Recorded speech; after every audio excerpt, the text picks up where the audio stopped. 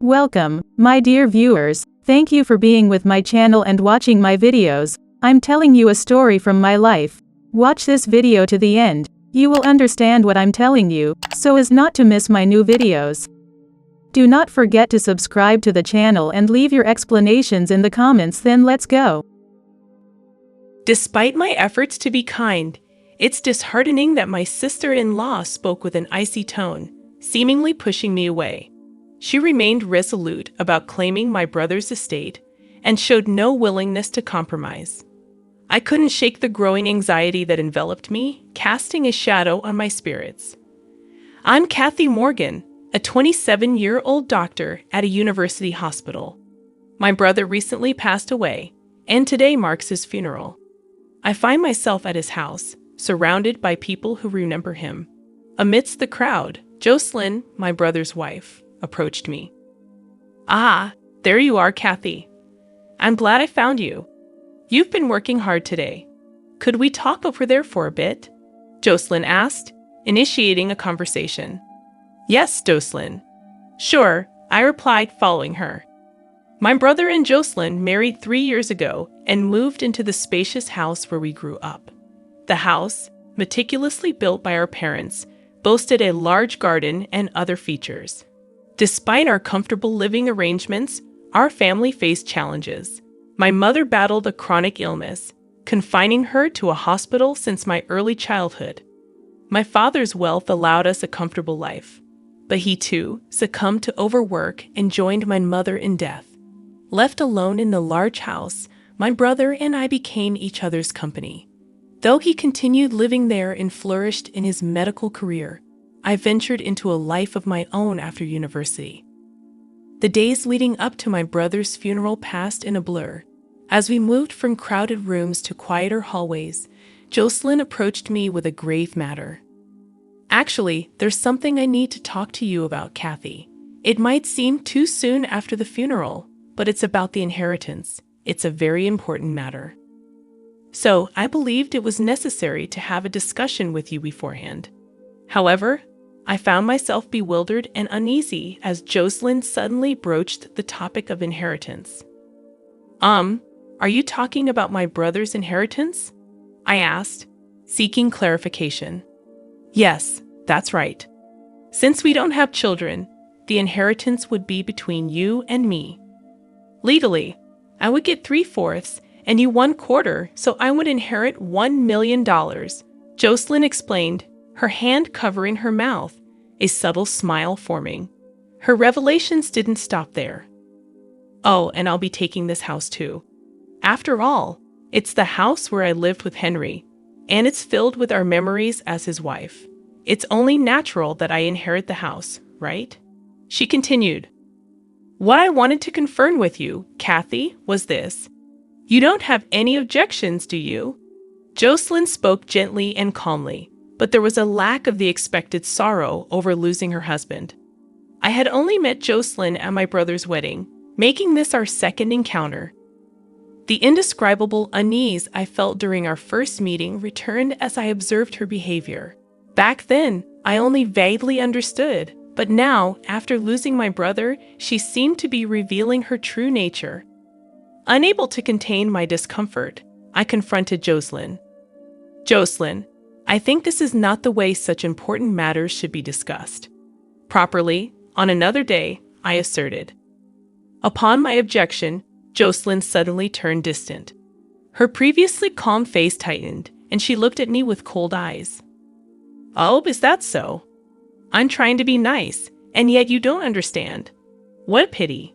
Well, I have a reliable lawyer.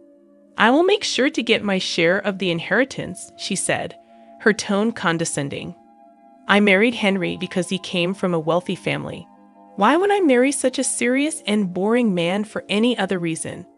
He was truly uninteresting, and I'm genuinely relieved that he's gone from this world." I couldn't believe what Jocelyn was saying. My bad premonition about my sister-in-law was proving true. Did my brother know this side of her? If he did, why did he choose to marry someone so unsuitable for him? Shocked and unable to say anything, I watched as Jocelyn walked away, having said what she wanted and seen my reaction. She probably felt there was no need to stay any longer.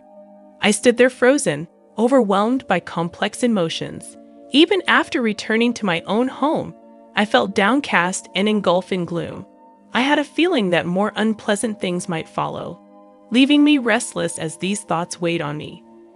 I found myself reminiscing about the years spent with my brother, feeling as if my heart would burst. Realizing I was now alone, tears involuntarily traced my cheeks. Then, a precious promise I had made with my brother vividly came back to me, as if I were seeing it right in front of my eyes. Kathy, I decided when I grow up, I'll become a doctor, one good enough to cure Mom's illness. If Big Brother is going to be a doctor, then I'll become one too. We'll study together and find a cure for Mom's illness, right? Let's work hard to become doctors together. Then Mom will surely get better, my brother had declared, his face beaming with happiness. That important promise echoed in my mind after our mother passed away. My brother reaffirmed his resolve to me, saying, Kathy, I've decided to pursue medicine. There are many people like Mom fighting against diseases. I want to continue researching until we find a treatment for her illness. I shared his sentiment, and together we seriously aimed to become doctors. But now my brother is gone, and I felt the weight of working hard for both of us. 3 days later, a problem arose. I received a call on my cell phone from the hospital where my brother had worked. The caller, Robert, a subordinate of my brother, apologized for contacting me suddenly and expressed a need to discuss something regarding Henry's wife. Agreeing to meet at the hospital, I waited in the cafeteria for Robert. He soon appeared and got straight to the point after a brief greeting. He explained, actually yesterday, Jocelyn suddenly came to the ward. She brought some sweets, saying my husband received great care here. Then she asked who was the closest to her husband among his colleagues. Describing Henry as kind and dependable, Robert recounted their college days and work experiences.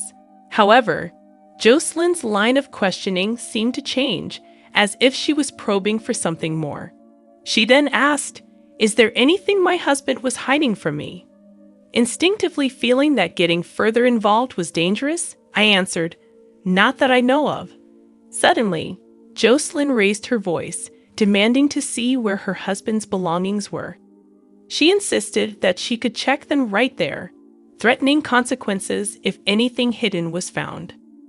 Understanding that Jocelyn was searching for something related to the inheritance, Robert explained that he refused her request, citing the confidential and personal nature of the ward. However, she was later seen wandering around the hospital, probing other staff. I couldn't forgive Jocelyn for barging into my brother's workplace and troubling unrelated people. Deciding it was best to meet with her directly and settle things, I thanked Robert and was about to leave when Jocelyn appeared at the hospital entrance. It seemed like she was planning to probe around the hospital again today. Noticing me, Jocelyn approached and spoke. Oh, Kathy, what are you doing here? Were you thinking the same thing, perhaps? I found myself speechless, maintaining a silent demeanor as Jocelyn suddenly burst into laughter. You're searching too, aren't you? You don't have to hide it. Searching for what? Pretending you don't know Henry's will. He must have thought that if I got it, nothing good would happen. He would have written a will to prevent me from getting the inheritance. If he did write one, he must have given it to someone without hiding it, so I probed you. But it seemed you didn't know, Jocelyn remarked, continuing her tirade despite my silence. But really, Henry's sister, not knowing anything, he must not have trusted you. You didn't hear anything even when Henry was suffering, did you? Henry didn't rely on you, it seems, she continued, her words hitting me like a barrage. My head spun, and I gradually lost track of what my sister-in-law was saying. Given your reaction, you really didn't know. About a year ago, I noticed Henry's demeanor was different, so I asked him if something was wrong. Then he said he might be ill with the same disease as your mother. He looked very troubled. His complexion was poor too. Henry was often busy and away, and I was out too, so we didn't see each other much at home. But I noticed something was wrong with him. He must have been suffering mentally. As for me, I married him thinking I never have to worry about money.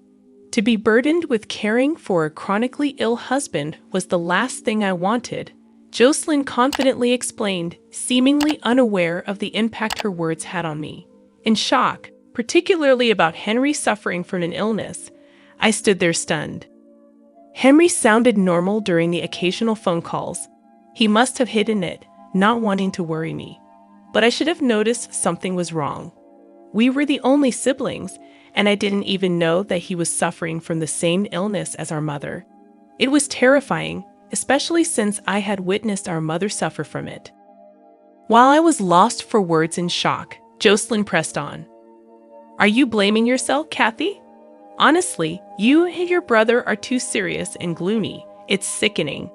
I can't wait to get the inheritance and say goodbye to such dreary people. After her cutting remark, Jocelyn was about to leave when Robert's voice came from behind me. Excuse me, is this really a conversation to have in the middle of the hospital? Frankly, it's a disturbance. There are other patients here. If you're done, please leave. Robert, is that you? Were you eavesdropping just now? That's very polite of you. Even if Jocelyn raises her voice, if it's a conversation I don't want to hear, I can't help but overhear it. Jocelyn retorted, turning around with a surprised expression. Ah, Dr. Hansen, weren't you abroad? When did you return? Ah, yes, that's right. I departed from there the day before yesterday and just returned. I was supposed to come back sooner, but my flight was delayed. You're Kathy Morgan, Henry's sister, right? I was just about to go see you. This is perfect timing. Yes, I am Henry's sister. I awkwardly responded to the sudden conversation. Scott, seemingly searching for something, began rummaging through his bag. Where is it? Ah, here it is. Here you go. This is Henry's will. He asked me to give it to you if he died. Sorry, it's late. I'm glad I could finally deliver it, Scott explained, handing me Henry's will enclosed in a brown envelope. I couldn't help but wonder why my brother gave the will to Scott. Why did my brother give this to you, Scott? I know, right? I've been friends with Henry for a long time. You might not remember me, Kathy. Do you recognize this? Scott showed me 3 moles on the back of his right hand. As a child, I saw those moles and said they looked like the Big Dipper. Ah, those moles. Could it be Scotty? Scott used to live nearby and was my brother's best friend. I affectionately called him Scotty, and we often played together. He moved away in high school, and I had completely forgotten about him. Kathy, you remembered. That's great. I reconnected with Henry when I became a doctor. I'd always felt we were similar, but I never imagined we'd end up in the same profession. Henry talked about surprising you with our reunion, but then you found out about his illness. That's when he came to me with a request. He knew I also had a law degree, so I guess that's why he trusted me with his will, Scott explained. Finishing his explanation, Scott turned toward Jocelyn, addressing her with a cold tone. Ah, about the inheritance, you might want to give up. Deceiving a kind-hearted person like Henry might work, but not with me. Unfortunately for you, Henry was aware of your cunning nature. He asked me to watch over his wife in case something happened to him. I've been getting reports from his subordinates about your abnormal behavior, Jocelyn. You were planning to find the will, forge it, and claim the inheritance, weren't you? But if it's too late now, it's in your best interest to back off quietly. Besides, Henry said the right use of the inheritance is something only my sister Kathy would understand. I see, so that's how it is. But to trust a sister who didn't even know about her brother's illness to leave a large sum of money to such a young girl, really, what was he thinking? Who knows what she'll use it for? Jocelyn maintained a defiant attitude, but her face had paled slightly. Looking around, I noticed a crowd had gathered due to the commotion. Among them were young doctors talking to each other. Hey, Isn't that the person who wrote that paper and made headlines recently, right? I was thinking the same. That's Kathy Morgan, Henry's sister. I read her paper on rare disease research, and it was truly impressive. I heard she's going to do research abroad soon. The conversation among the young doctors caught the attention of other medical personnel, causing a buzz in the area. More discussions were overheard.